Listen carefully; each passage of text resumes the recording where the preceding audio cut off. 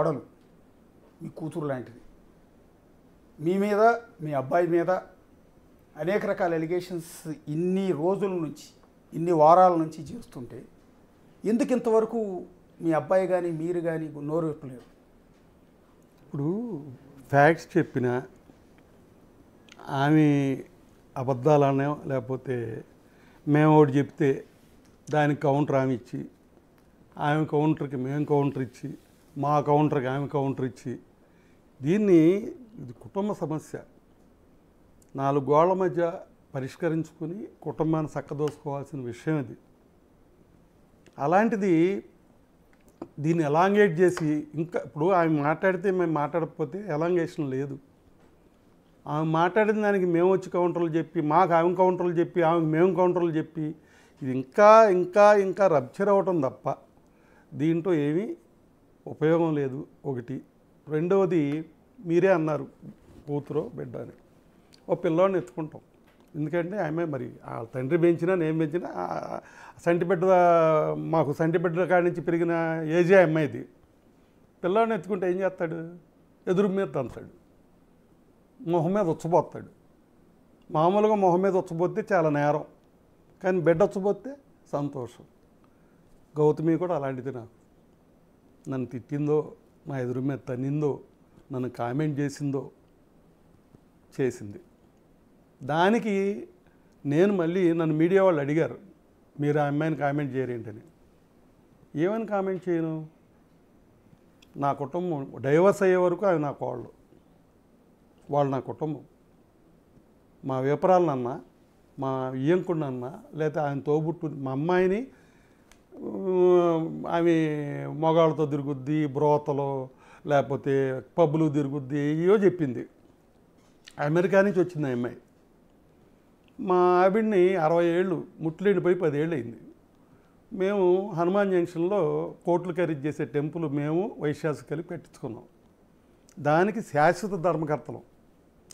Chairman అన్ని temples మారుతారు, మేము మారం, మేము పర్మనెంట్. ఆ గుడిలో జరిగే వ్రతాలు, సత్యనారాయణ వ్రతాలు, స్వామి వ్రతాలు, వెంకటేశ్వర స్వామి వ్రతాలు, గౌరీదేవి వ్రతాలు, ఇవన్నీ స్నానం చేసి భక్తుడు అక్కడికి వస్తే తక్కిన అరేంజ్మెంట్స్ అన్నీ మా డబ్బులతో చేసి సంవత్సరానికి ఎన్ని లక్షలు ఖర్చు అయినా చేస్తా ఆమె గారు ఆ భక్తిలో ఉంటుంది. ఎవరు? మా మిస్సెస్. ఓకే. నేను ఆమెతో పోల్చుకుంటే అంత మంచివాడిని కాదు. ఎందుకంటే నా హ్యాబిట్స్ ఉన్నాయి. సిగరెట్ తాగుతాను, మందు తాగుతాను, హ్యాబిట్స్ ఉన్నాయి. అఫ్కోర్స్ లిమిట్ ఏమన్నా నాతో కంపేర్ చేయకూడదు. ఆమె పతివ్రత, మా మిస్సెస్ అనే ఆమె పతివ్రత. ఆమె పూజలు చేసుకుంటుంది. ఈమె ఏమంటుంది? పూజలు చేస్తుంది, వ్యభిచారం చేస్తుంది, ప్రాసిక్యూటు, లంజులకి పక్కలేస్తుంది. అదొక లంజ. బ్రోకర్లను పంపించి కొడుక్కి ఆడాలను పడుకోబెడద్ది. ఇలా ఆమె ఏమో మాట్లాడినా అటు నుంచి చూసుకుంటే ఆమె తల్లి ఉంది. నేను ప్రతివత అంటాను ఆమెని. చాలా గొప్పదంట. మా క్యాస్ట్ కాదు ఆమె, చిన్న కులస్తురాలైనా ఆ కుటుంబాన్ని నిలబెట్టి ఆ కుటుంబం ఇక్కడ దాకా రావటానికి కారకురాలు ఆమె. టీచరు. ఓకే. ఎవరు? గౌతమి చౌదరి గారి తల్లి. 42 ఏళ్ల వయసు వరకు మా ఇయ్యంకుడికి పెళ్ళి అవ్వకపోతే 42 ఏళ్ళకి ఆమెను చేసుకుని సెటిల్ అయ్యాడు ఈయన. బికాజ్ ఈయనకేం లేదు. అంటే పొలాలు గిలాలు ఉన్నా ఆ రోజుల్లో పంటల గింటలు లేవు కదా, వర్షాధారం ఆధారమైన డబ్బు వచ్చే లేవు, వనరులు లేవు. ఆమె main pillar of the family. ఆమెను ఏమనాలి? నేను కామెంట్ చేయనా? మా అభిప్రాయాలని నా చెల్లో ఉద్ది. నాతో విరోధమైనా, గౌతమి నాతో విరోధపడినా ఆమె మహాసాధ్యం అని చెప్తా. నా ఆవిడ లంజని చెప్పుద్ది, చెప్పుకోనిండి, అది నాకు తప్పు కాదు. కానీ నేను ఈ వయసులో గౌతమి మా కోళ్ళ గారు ఏదైనా మాట్లాడచ్చు, ఎందుకంటే వయసులో చిన్న ఆమె. రేపు నలుగురిలో కూర్చున్నప్పుడు నేను కూడా మాట్లాడితే, చిన్నపిల్ల మాట్లాడిందా తెలియక నీ 65 ఏళ్ళు వచ్చినాయి, నీ బుద్ధి ఏమైందని అడుగుతాను నన్ను. అలాంటి స్టేజ్లో టీవీల దగ్గరికి వచ్చి ఆ ఉందని చెప్పి నేను ఎదురు కామెంట్లు పెడితే ఎంతవరకు సమంజసం? ఫ్యామిలీ విషయం ఇది. ఏదన్నా క్రిమినల్ అవ్వాల్సిన డ్యామేజ్ అయిపోయింది కదా మీకు, అవలేదా? ఇవాళ మీరు చెప్తున్న దాని ప్రకారం హనుమాన్ జంక్షన్లో కృష్ణా జిల్లాలో ఒక పెద్ద మనిషి కాకాని వెంకటరత్నం గారు, కాకాని వెంకటేశ్వరరావు, కాకాని వెంకటరత్నం గారి బంధువులు మీరు. కాకాని వెంకటరత్నం గారు ఎంత పెద్ద నేత అనేది అందరికీ తెలుసు. ఇప్పుడు అలాంటి ఫ్యామిలీకి చెందిన మీరు, మీ పరువు అంతా ఈరోజు బజార్న పడిపోలేదా? దానికి నేనేం చేయను? ఇప్పుడు నాకు విలను మా అబ్బాయి, నా ఫ్యామిలీకి విలను మా అబ్బాయి. వీడు ఎదవ కాకపోతే తండ్రి చెప్పిన మాట వెళ్ళా, తల్లి చెప్పిన మాట వెళ్ళా, 5-6 ఏళ్ళు పెండింగ్ పెట్టాం ఇష్యూని. మా కజిన్ సిస్టర్ అమ్మాయితో మేము ఆల్రెడీ ఫిక్స్ అయ్యాం.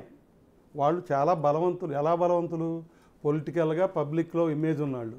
వాళ్ళు మేము కలిస్తే మా కాన్స్టిట్యున్సీలో మాకు తిరిగేలేదు. మా కుటుంబ బలం పెరిగేది. డబ్బు కాదు, డబ్బు అఫ్కోర్స్ ఆ పాప హైదరాబాద్ ఇచ్చారు, 200-300 కోట్లు ఇచ్చి హైదరాబాద్ ఇచ్చారు ఆ పాపని. డబ్బు కాదు అక్కడ, నైతిక బలం, మా కుటుంబ బలం పెరిగేది. అలాంటిది నాశనం చేసింది ఎవడో? ఈ అదవ మీ అబ్బాయి. ఎందుకు అని మీరు ఆ అమ్మాయి సంబంధం చూస్తే చేసుకోలేదా? మరి ఫిక్స్ అయిందాన్ని సూసైడ్ కమిట్ అవుతానని కమిట్ అయ్యి మత్తు బిళ్ళలు మింగితే ఏలూరులో హాస్పిటల్లో పెట్టి తీసుకొస్తే ఏంట్రా బాబు అంటే, నేను ఈ అమ్మాయిని తప్ప జీవితంలో ఇంకొక అమ్మాయి జోలికి వెళ్ళను, మోసం చెయ్యను, నాకు ఆ అమ్మాయి కావాలి. ఎవరు? గౌతమి కావాలన్నాడు. గౌతమే కావాలి, నేను ఎవరిని చేసుకోను, ఏ అమ్మాయి అయితే వెళ్ళను, నాకు ఈ అమ్మాయే కావాలి. గౌతమియే కావాలని అటెంప్ట్ చేశాడు. ఏలూరు హాస్పిటల్లో డాక్టర్ సాయి అని ఆయన ట్రీట్మెంట్ చేశారు. చేశాక సేవ్ అయ్యాడు. అప్పుడు గౌతమి వాళ్ళ తల్లిదండ్రులు వచ్చారు హాస్పిటల్కి. తర్వాత ఇంటికి కూడా వచ్చారు. నేను చదువుకోమని పంపించాను. 18 ఏళ్ళకి లవ్ ఏంటి? వెరీ ఫస్ట్ ఇయర్ అయ్యిందో అవ్వలేదో వీడికి లవ్ అన్నాడు. ఇప్పుడు ఆ పాపకు కూడా అంతకుముందు లవ్ అఫైర్ ఉంది. మరి ఆమెకి వీళ్ళలో ఏమి నచ్చినాయో, వీడు వయసులో చిన్నాడు, ఇమ్మెచ్యూరు, చదువులో తక్కువ, అన్నిట్లో గౌతమి ఎక్కువ. ఆస్తిపాస్తుల సంగతి పక్కన పెట్టేయండి, వాళ్ళిద్దరు పర్సనల్ అట్రాక్షన్ కావాల్సిన కారణాలు చెప్పుకోవాల్సి వస్తే అన్ని రకాలుగా వీడు తరిగేగా. వయసులో చిన్నాడు వీడు, జూనియరు, నీకన్నా చదువు తక్కువ, కానీ యాక్టివ్ పర్సన్. ఆ రోజుల్లోనే కాలేజీలో చంద్రబాబు నాయుడు గారు బ్యానర్లు కట్టడం, టీడీపీ అని తిరగడం, కాలేజీలో మందలించారండి పొలిటికల్ బ్యానర్స్ అవి కట్టొద్దని. ఓకే. ఆ స్టేజ్లో కొంచెం లీడర్షిప్గా ఉండేవాడు చిన్నవాడైనా. ఓకే. అలా మరి వీళ్ళిద్దరి మధ్యన జరిగిన దాంట్లో వాళ్ళ పెద్దల ప్రమోషను లేదు, మా పాత్ర లేదు. ఆ కుటుంబానికి ఏం తెలియదు వీళ్ళు లవ్ చేసుకున్నట్టు, మా కుటుంబానికి తెలియదు. లవ్ చేసుకున్నారు అన్నారు, తెలిసింది. వీళ్ళిద్దరూ కలిసి మా చుట్టాలింటికి వెళ్ళి అక్కడ పట్టుబడ్డారు. వాళ్ళు అబ్జెక్ట్ చేశారు, ఒక గదిలో వీళ్ళు ఉండి చేయటం. మా కంప్లైంట్ చేశారు. అప్పుడు మాకు తెలిసింది. ఏంటని అడిగితే కరెక్టే, ఆ అమ్మాయిలో మన ఇష్టపడుతున్నాను, ఆ అమ్మాయిని అదేంట్రా నేను చదువుకోమని పంపించాం, చదువు లేకుండా చదువు పూర్తి చేయకుండా లవ్ ఏంటి అని ఇన్ని కోప్పడ్డాం. సరే చదువు పూర్తి చేశారు. మళ్ళీ ప్రపోజల్ తీసుకొస్తే నేను దాన్ని పోస్ట్పోన్ చేయడానికి ఏం చేయాలో అర్థం కాక, అయ్యా నీకన్నా 6 ఏళ్ళు పెద్దది అక్క పెళ్ళి అయ్యాక నీ పెళ్లి చేస్తామని మా అయ్యంకుడు గారికి కూడా అదే చెప్పాం. మాకు ఆడపిల్ల ఉందండి, మీకులాగానే మాకు ఆడపిల్ల ఉంది, మా ఆడపిల్ల కూడా ఆడపిల్లే కదా, ఆ పాప పెళ్ళి పెద్దది కాబట్టి ఆ పాప పెళ్ళి అయ్యాక ఇది చేద్దాం అన్న. అలా ఏదో పోస్ట్పోన్ చేసుకుంటూ వస్తే వీళ్ళు ఏమన్నా గ్యాప్ వస్తుంది. అసలు ఇది అట్రాక్షనా, లవ్వా, లేకపోతే ఏంటి వీళ్ళ మధ్యలో ఉందో మాకు తెలియదు కదా. మరి ఆ అమ్మాయి ఈ అమ్మాయి మరి ఈయన ఎందుకు ఇష్టపడింది అనేది కూడా నాకు తెలియదు కదా. ఏమండి, మళ్ళీ వాయిదా వేసాం. వీడు సినిమాటోగ్రఫీ ట్రైనింగ్కి వెళ్ళాడు, ఆ అమ్మాయి MBA చదివింది. ఖాళీగా ఉండకుండా ఇద్దరు ఏదో చదువుకున్నారు. ఆ గ్యాప్లో మళ్ళీ ప్రపోజల్ వచ్చింది అయ్యాక. అమ్మ ఆ పాపను పిలిచి, అమ్మ ఒకసారి ఆలోచించు, వీడు సినిమాలు అంటున్నాడు, సినిమాల్లో యాక్ట్ చేస్తానంటున్నాడు. నేను 1980లోనే ప్రొడ్యూసర్ని, 1980లోనే ఒక పెద్ద డిస్ట్రిబ్యూటర్ని. ఆంధ్రప్రదేశ్లో ఫేమస్ అయిన అన్నపూర్ణ పిక్చర్స్ అనే సంస్థకి నేను బాస్ని. No partners. Okay. Annapurna Babu అంటే నేనే, అన్నపూర్ణ పిక్చర్స్ బాబు అంటే నేనే. ఓకే. ఎప్పుడు ఇది? 1980లో. ఓకే.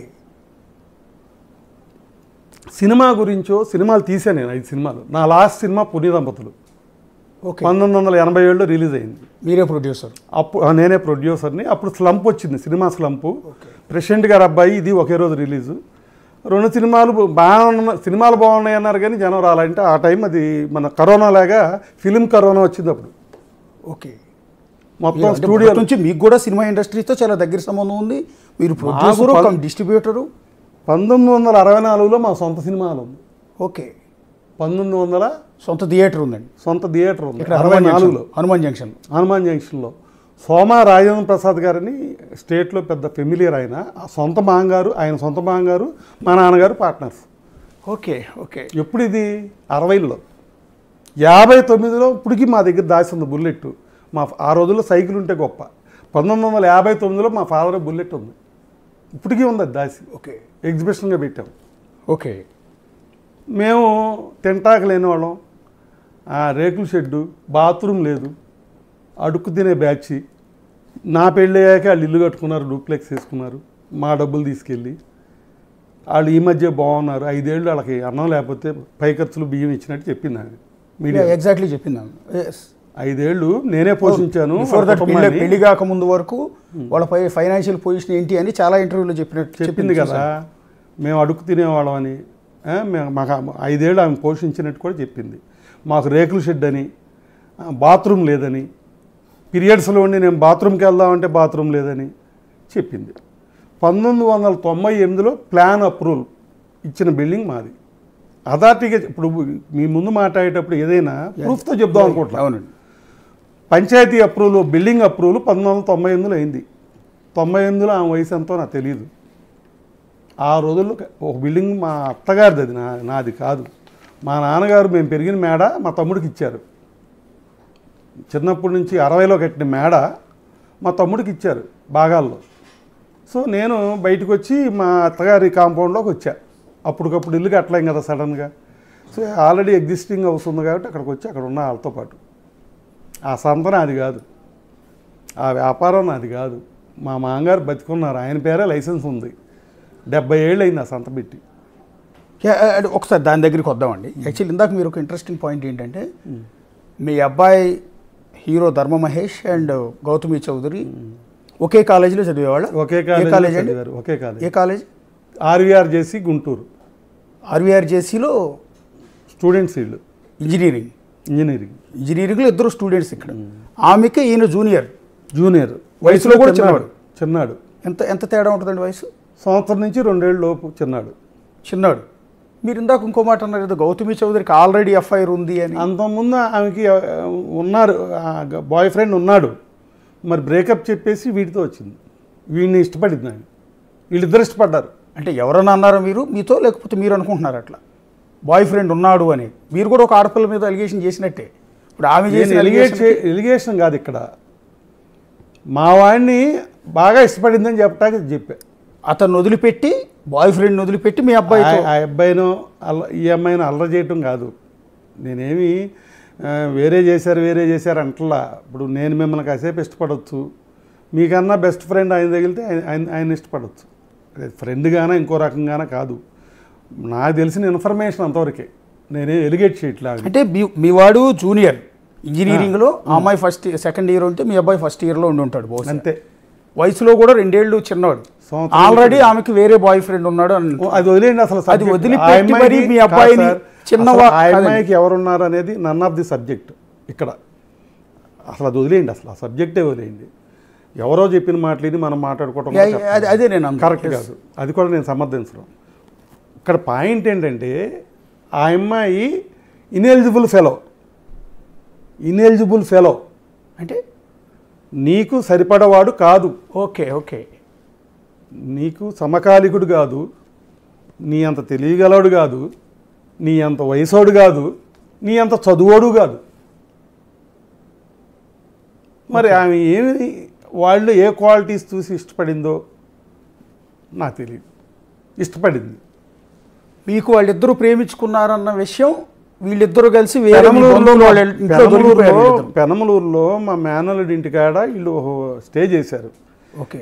చేసినప్పుడు వీళ్ళిద్దరు గదిలో ఉండి మరి అది ఉండటం వలన వాళ్ళు ఎలిగేట్ చేశారు, మీ వాడు తప్పు చేస్తున్నాడు, వేరే అమ్మాయిని గదిలో పెట్టుకున్నాడు అని. అంటే ఎవరో ఏంటని అప్పుడు ఆరా వచ్చింది. చెప్పాడు వీడు ఫ్రాంక్గా, నేను ఆ అమ్మాయిని ఇష్టపడుతున్నాను, ఆమెనే పెళ్లి చేసుకుంటా అని చెప్పాడు. ఓకే. అప్పుడే పెళ్ళి ఏంటయ్యా, నీకు నిండా 18 ఏళ్ళు నిండలేదు, ఫస్ట్ ఇయర్ చదువుతున్నావు, ఇప్పుడు మేము లవ్ ఏంటి, నేను చదువుకోమని పంపాము, చదువుకో ఫస్ట్, తర్వాత చదువు అయ్యాక ఆలోచిద్దాం అని చెప్పి.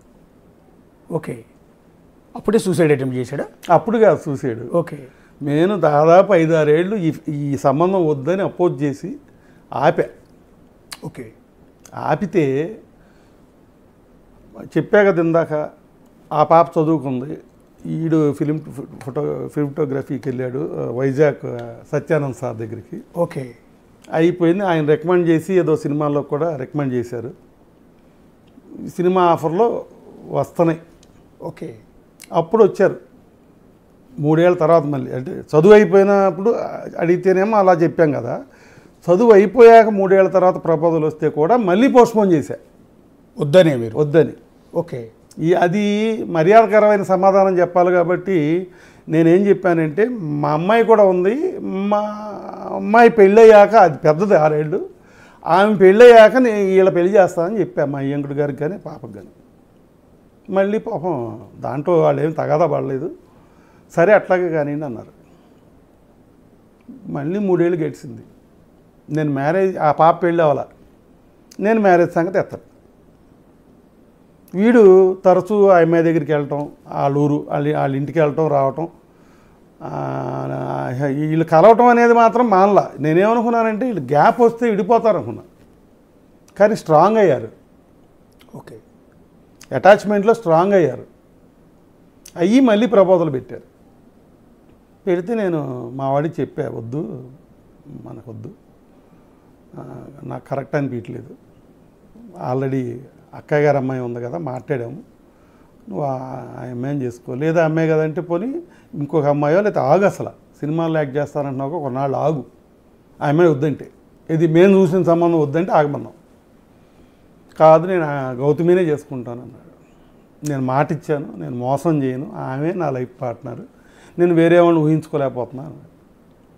వాళ్ళు తీసుకెళ్ళి బతిమలారు మా సిస్టర్ వాళ్ళు, కాలేజీలో ఏదో జరుగుతూ ఉంటాయ్యా, రియల్ లైఫ్కి వచ్చేపాటికి రియల్గా ఉండాలి, నువ్వు కుటుంబాలు ఇవి, కుటుంబ బరువులు కుటుంబాలు ఉన్నాయి, ఇక్కడ కుటుంబాలు కలవాలి కాబట్టి మనం నువ్వు కూడా చేసుకో అని చెప్పారు.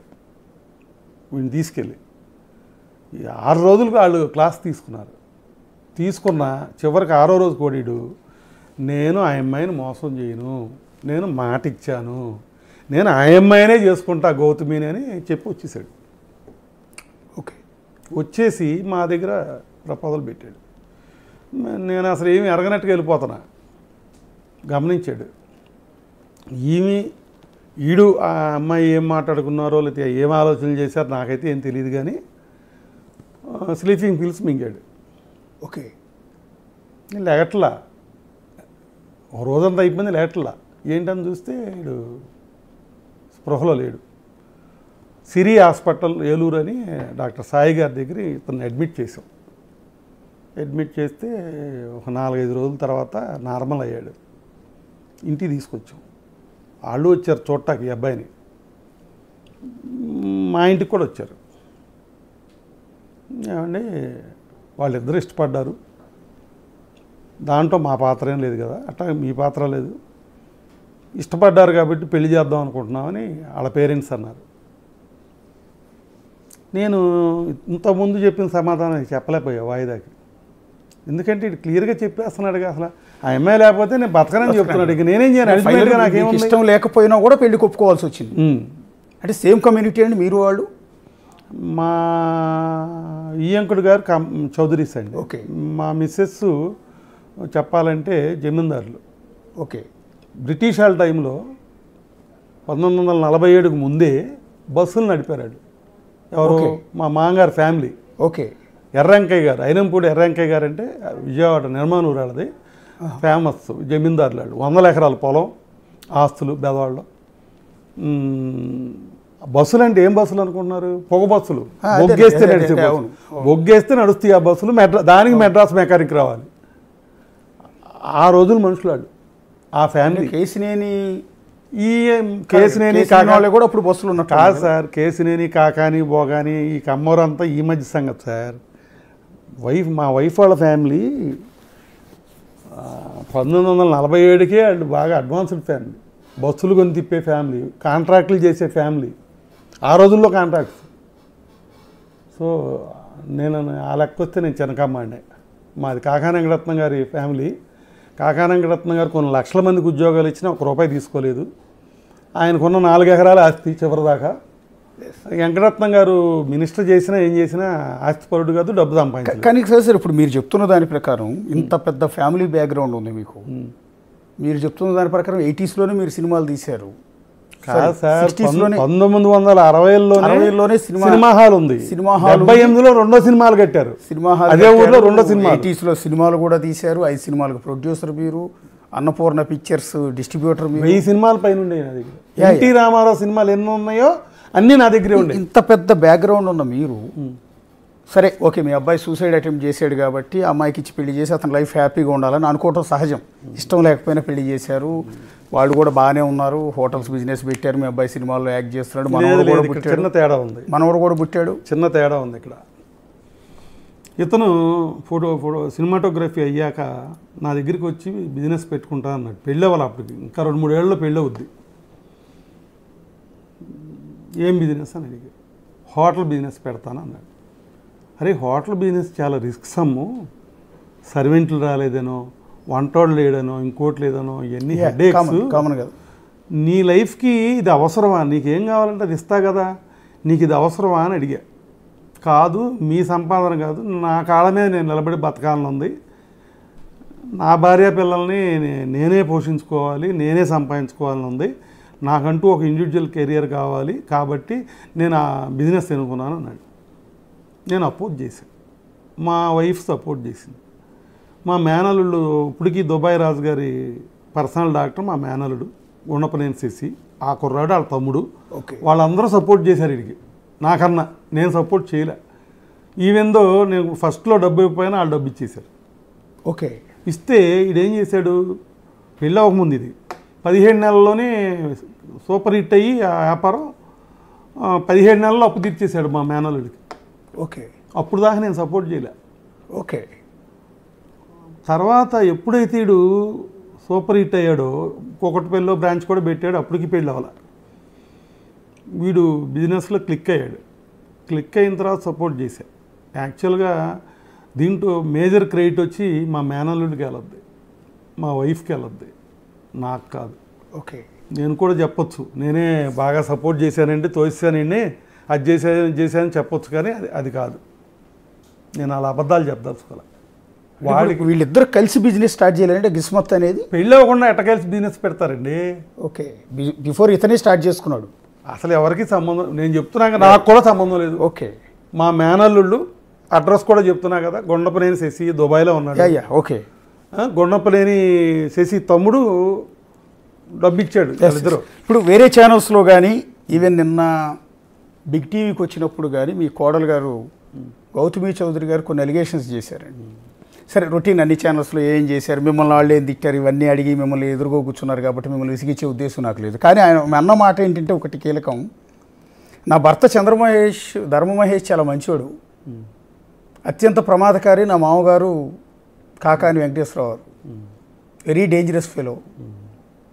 రెండోది ఏంటంటే హనుమాన్ జంక్షన్, అంటే నేను భయపడాల్సింది నా భర్తకు కాదు, నా మామగారికి, అంత క్రూయల్ మెంటాలిటీ అనేది.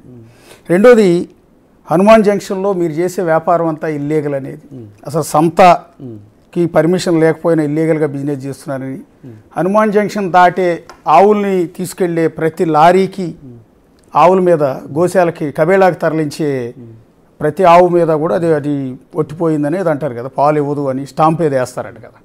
ఆ స్టాంప్స్ అన్ని మీరు ఇల్లీగల్గా వేస్తారు, నెల నెల కొన్ని కోట్ల రూపాయలు అక్రమంగా సంపాదిస్తారు మీరు అని కదా. అవునా? ఇవి మీ మీద కరెక్టే కదా, అది భర్త కంటే కూడా మీరు ప్రమాదకారం. ఆమె చెప్పింది కరెక్టే కదా, అది కరెక్టేనా అని ఆయన చెప్పింది. ఇప్పుడు ఇందాకే చెప్పాను మీకు, మా మామగారు బతుకున్నారు, వాళ్ళ పూర్వీకులది సంత. ఓకే, సంత జరుగుతుందంటే 70 ఏళ్ళ నుంచి జరుగుతుంది. ఓకే, 70 years నుంచి జరుగుతుంది. ఇదేదో ఆమె పెళ్ళైనప్పుడు లేదా నేను నా పెళ్ళి అయ్యాక పెట్టింది కాదు, మా ఆవిడని పెళ్లి చేసుకుని నేను పెట్టింది కాదు. ఏంటి వాళ్ళ నాన్నగారు వాళ్ళ తాతగారు కాడి నుంచి ఆ సంత ఉంది. మా మామగారు నాన్నగారు తాతగారి కాడి నుంచి ఉంది సంత 70 ఏళ్ళ క్రితం నుంచి. ఒప్పుకుంటారు కదా. దానికి అప్పటి నుంచి లైసెన్స్ కాగితాలు ఉన్నాయి. ఏది 1956లో కాగితాలు కూడా ఉన్నాయి. అది నా సంబంధం లేదు. మా ఫ్యామిలీది కాదు అది, మా మామగారి ఫ్యామిలీది. మా మామగారికి మళ్ళీ మా మామగారు వాళ్ళ అన్నములు 3, మా మామగారు వాళ్ళు 2 అన్నములు. ఆ ప్రకారం మా మామగారికి 16 పైసలు వాటా దాంట్లో ఆ సంతలో. తక్కిన వాళ్ళు ఎన్ఆర్ఐలు అమెరికాలో ఉంటారు. ఆ రోజుల నుంచి ఈ రోజు వరకు అది జాయింట్ ఫ్యామిలీకి సంబంధించి వాళ్ళు చేసుకుంటున్నారు. వాళ్ళదే, ఈ రోజుకి వాళ్ళదే. నా పేరేం లేదు ఎక్కడ లైసెన్స్లో కానీ, ఎక్కడ నా పేరు ఉండదు. ఇప్పుడు నా పేరే చెప్తారు.